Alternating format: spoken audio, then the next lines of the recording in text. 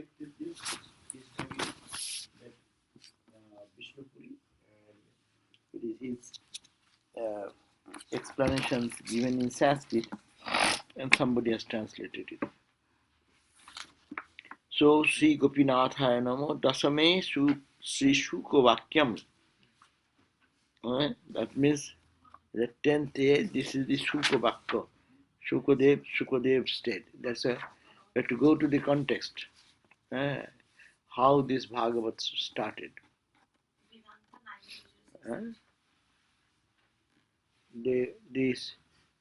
How this started, we all know the story, no?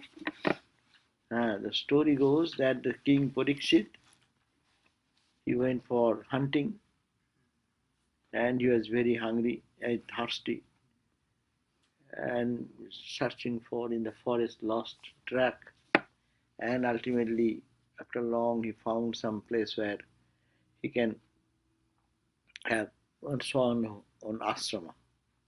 And seeing that, he went there and found that one householder gentleman, ashramite, is meditating, and is not oblivious, and no one is found another. So he says, "Sir, I'm very thirsty. Could you give me one glass of water? One glass of water."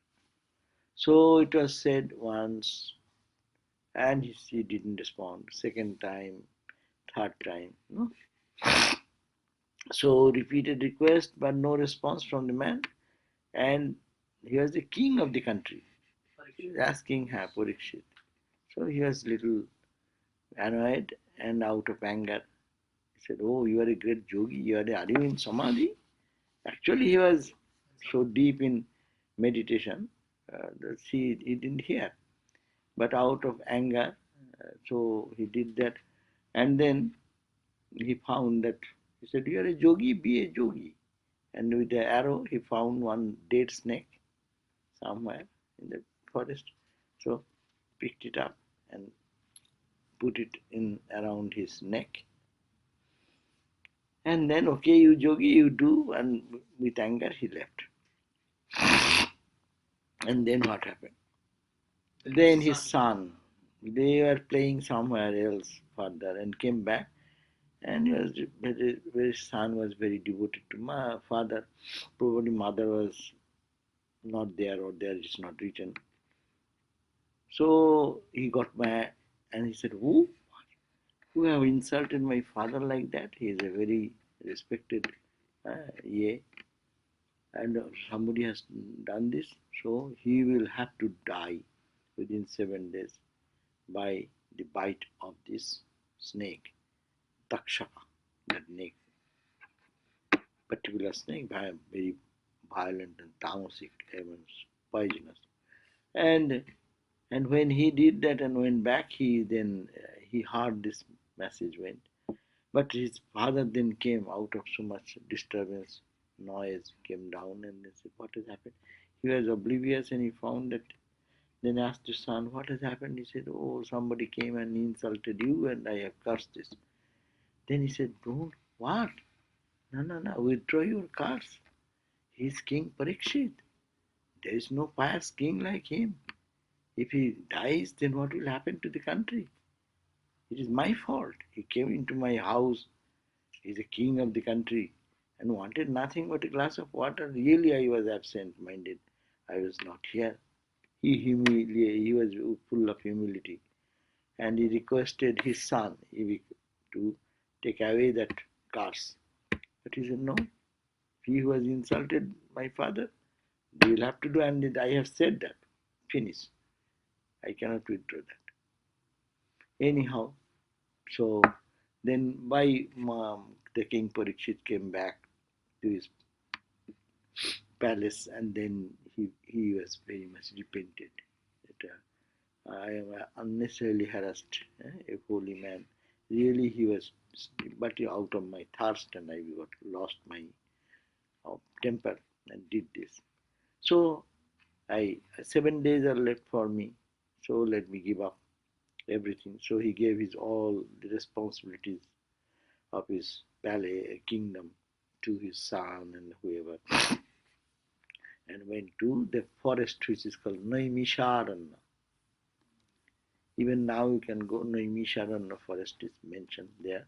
It is believed that there the king Parikshit went there, and as he went, this message spread throughout the country, and every honest person.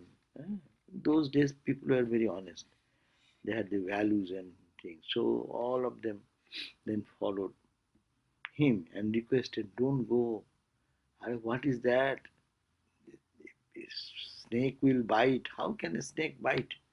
A king, can he not protect himself from a snake? And snake will come into the palace. So much army is there, and they cannot protect." But no, no, no.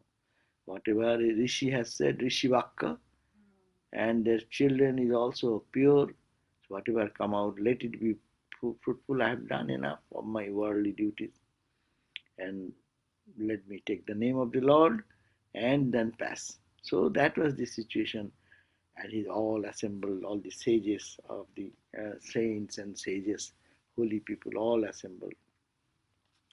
And he went and he was waiting to think about God. And by that time, he found this Shukadeva. The four rishis, Rishi Kumaras they call. They are ever free. They are never entangled into the uh, maya of this world. So their vision is always clear. So he is coming. How he entered into the Naimisharanya, that does not know. But he came, and when he came, with him some similar children who are of that age group. He was like a child, innocent child, and naked and forgetful about body consciousness.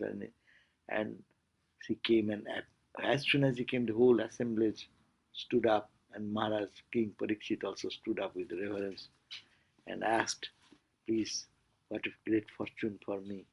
I have only 7 days to live, and you have come. Please, only my life is for another 7 days. Please let me die listening to the Krishna Katha, the holy life and teaching, the holy life and teachings of Krishna." Atma, Yes, Swami.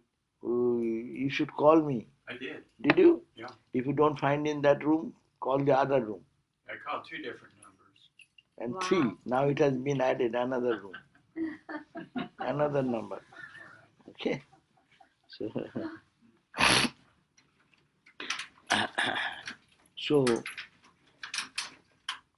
and then he said, I have 7 days only. Please um, be kind to talk about Krishna and how we can grow love for him, and thinking of him day and night, I'll leave this body. And then Shukadev started telling about this Krishna. The entire Bhagavat came out of that. And then at the end of the 7th day, the story goes that when 7 days, huge volume of, you read that how many cantos? 12 cantos, and each having 18,000 verses. That entire, it is nothing unusual. If you 7 day continuously talk, 18,000 verses are what? Day and night you are talking, no? So from morning till now, how much we have talked? If we collect all of them in a cassette, eh? And then write down, what will be? Yeah, 600 verses of Gita, 700 was chanted in like an hour or so, hour, 1.5 hours. And so 18,000 can be chanted easily in maybe few 20 days. hours, 1 day, 24 yeah, hours. Yeah, but it is break. Maybe break or something. But anyhow, so these 7 days at the end, he said that Shukadev asked. Shukadev didn't want to see the last part of his departure from the body. So he said, "O king, now I have told you about Krishna and his life and his message and all these things. Have you any other question? No. Have your all doubts and other things are gone? He said, yes, I was terrorized for my death, but I am no more fearful about my death. Mrityubhyo na vivemaham. I am not afraid of my death anymore. And then Shukadev said, blessed and left. And then is this point it is said that the snake came and bite and his soul came out and in the form of light effulgence and merged in the divine entity. So this is the story. That there comes this Shukadev. So Sukadev heard this Bhagavad from Vyasa, his father. And when Sukadev was going away, because those days there are no written manuscript or anything, and no one was not organized that way. So while he was leaving, there came a question: who will this whole treasure of this Bhagavad? It will be lost. Then Sukadev said, no. In this audience, there is one Shrutidhar, one gentleman who have remembered every tip like a tape recorder, verbatim. His memory is such. And he pointed out to that gentleman and said, you are Shrutidhar. Sukadev pointed out. So you carry on this message. And that is the way the tradition continued, and then it came into the form we get it. And written by Vyasa, no? Vyasa's son is Sukadeva. Vyasa's son is Sukadeva. The Thakur said that the Sukadeva was born and Vyasa started running after him. He like wanted to renounce immediately. Immediately renounce. I think he was born as a young guy, not because he was in the story goes that he was so pure that he is all the time in the knowledge of the highest. So he does not want to enter into the Maya. And Vasudev is praying to come out. Then it is said that I can come out only if the whole world, when I am born, it will be free from Maya for 1 second, split second. During the point of my birth, when I am born, that moment will be Maya free. So I will never be bound in any way. And the boy was, it is said that he was growing in the mother's womb and is not coming out because he said, no, I don't want to enter into this Maya. And that's why the story goes that he was quite a young boy, almost 17, 18 years old. Mother has to bear the baby 18 years, God knows. But in his own yogic thing, it may happen, impossible, possible, it may happen. And then he came out, and then when he has no Maya for anything, no mother, no father, born, he was full of wisdom and born as a Brahmajnani, so detached from everything.